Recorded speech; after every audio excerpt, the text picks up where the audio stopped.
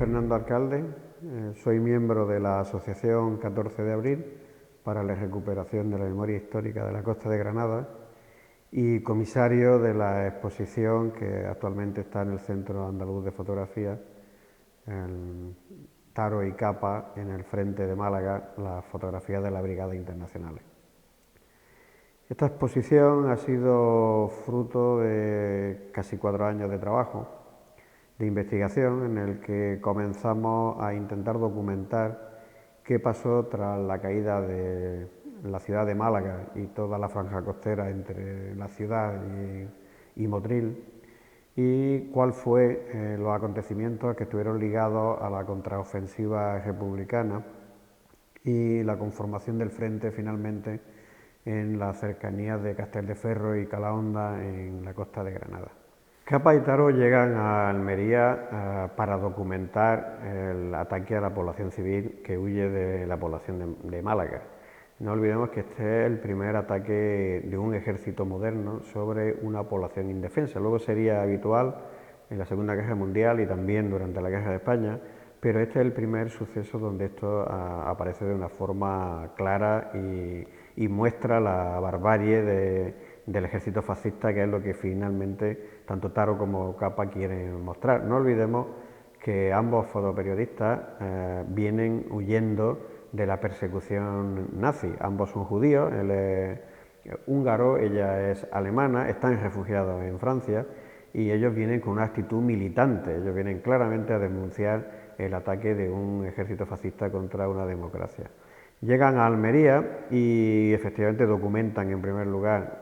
la población que ya ha llegado a la capital. No olvidemos que Almería en aquel momento tenía unos 50.000 habitantes y llegan casi 300.000 personas, es decir, se colapsa totalmente. Y a continuación pues siguen por la carretera de Málaga a Almería en busca del batallón Chapayev y a fotografiar a las brigadas internacionales, que son el ejemplo más claro de la solidaridad internacional con la República Española que lucha contra el fascismo. Comenzamos la investigación pues intentando saber cuáles fueron inicialmente las unidades que intervinieron, que fueron la 13 Brigada Internacional, en concreto 2 de sus batallones, el batallón Chapayev y el batallón Henri Villemain, y la 6ª Brigada Mixta del Ejército Popular de la República al mando de Gallo. A partir de ahí pues empezamos a contactar con diferentes investigadores, especialmente con Severiano Montero, de la Asociación de Amigos de las Brigadas Internacionales en Madrid. Él nos dio las pistas para investigar, por un lado, en los archivos de Moscú, donde se encuentra la información de las brigadas internacionales, puesto que fue sacada por el Partido Comunista al finalizar la guerra y trasladada allí, y se encuentran en el archivo de Historia Sociopolítica del Estado ruso. Y por otro lado nos dio el contacto de otra persona, de Benedikt Bering, de la Universidad de Hamburgo, que había estudiado en concreto a este batallón, el batallón Chapayev, también conocido como el batallón de las 21 naciones, porque allí se encuadraron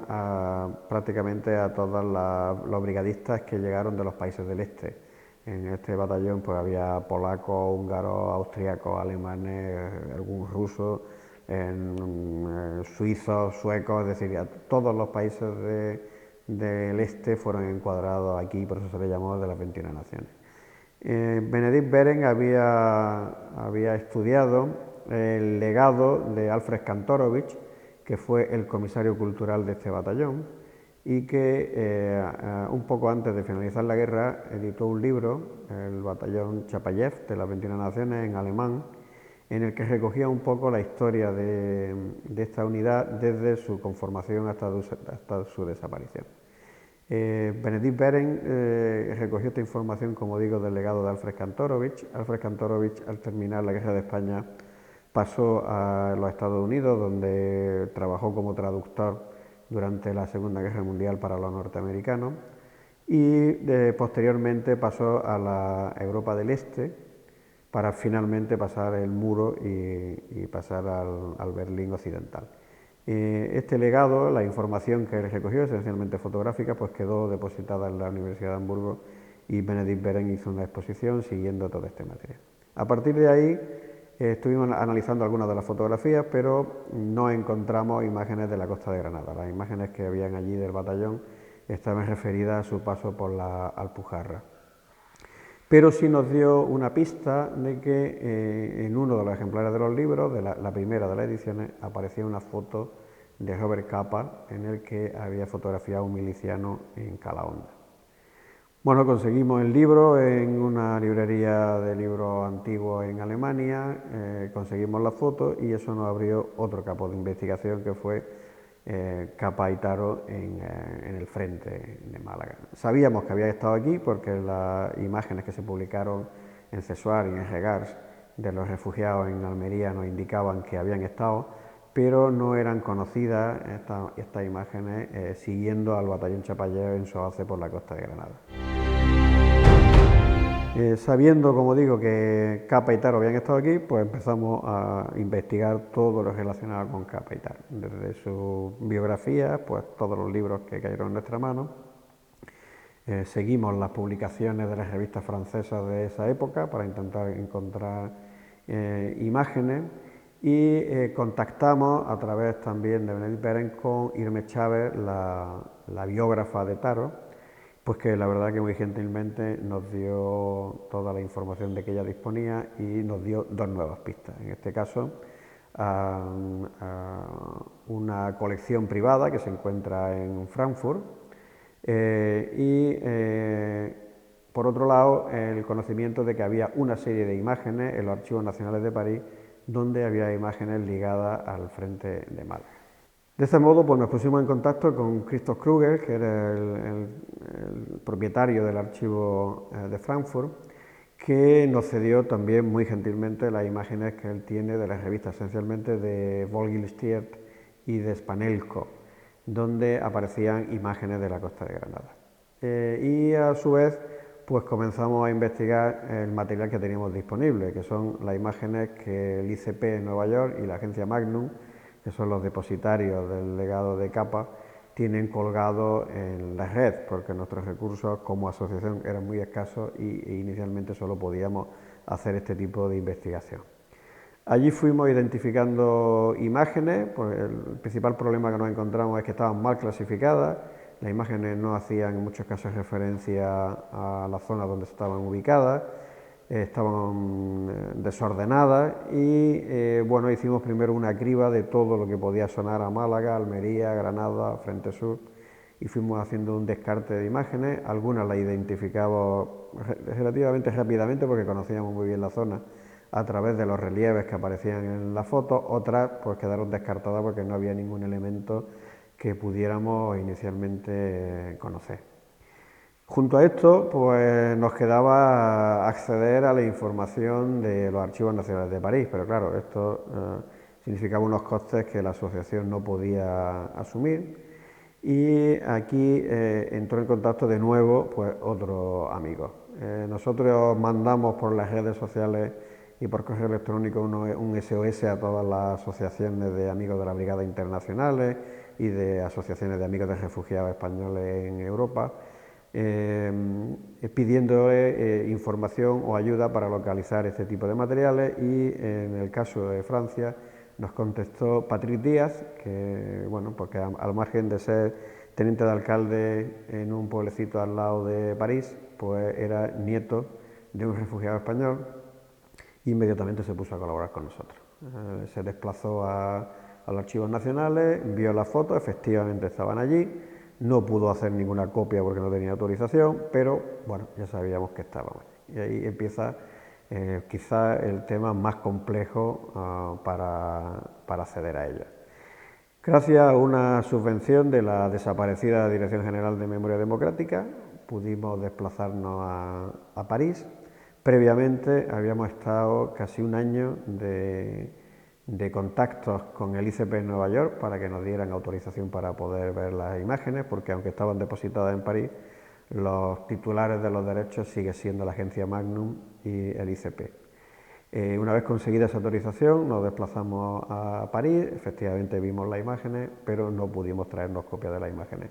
porque no teníamos esa autorización. Eso nos llevó pues prácticamente otro año de negociaciones, de cartas, de proyectos, hasta que finalmente Cynthia Young, la conservadora de la colección de Taro y Capa en el ICP, nos dio la autorización para obtener copia de esta serie. Una vez hecha la copia, y empezamos a investigar de nuevo las imágenes y a localizar el paradero de donde se fueron haciendo. Y aquí pues fueron resolviéndose muchas de las dudas que habían surgido en las imágenes que no habíamos podido localizar con anterioridad, porque aquí sí encontramos referencias que nos permitió verlo. Como conclusión de todo esto, pues lo que sacamos es que, en primer lugar, la serie de fotografías del Frente de Málaga era muy desconocido porque casi todas ellas se publicaron en otros frentes para documentar acciones de guerra en otros frentes, desde Aragón hasta el País Vasco, y apenas, salvo dos artículos que se publicaron en Spanelco y en Cesuar, el resto de los trabajos no hacen referencia a la zona de Motril y la costa de Granada. Y en segundo lugar, a través de la localización de las imágenes y el contraste con la información que habíamos sacado de los archivos de Moscú y la disposición de las sombras en cada una de las imágenes, elaboramos una hipótesis en la que pensamos que todas estas fotografías, desde la primera que se hace en Agua Dulce, pasando por las de Adra, posteriormente Casteldeferro y Calahonda, es compatible con que se hicieran en un único día. Y en función de la fecha de las poblaciones que se ocuparon, sería el día 16 de febrero de 1937. Sabemos por sus biógrafos que Taro y Capa llegaron posiblemente a Almería el día 14, y también sabemos que hicieron dos series más de fotografías, la de los refugiados en Almería y por otro lado la del Jaime I. Por tanto, creemos que posiblemente ellos estuvieron aquí en la zona entre el 14 y el 17 aproximadamente. La investigación fue muy compleja, muy laboriosa, muy fatigosa,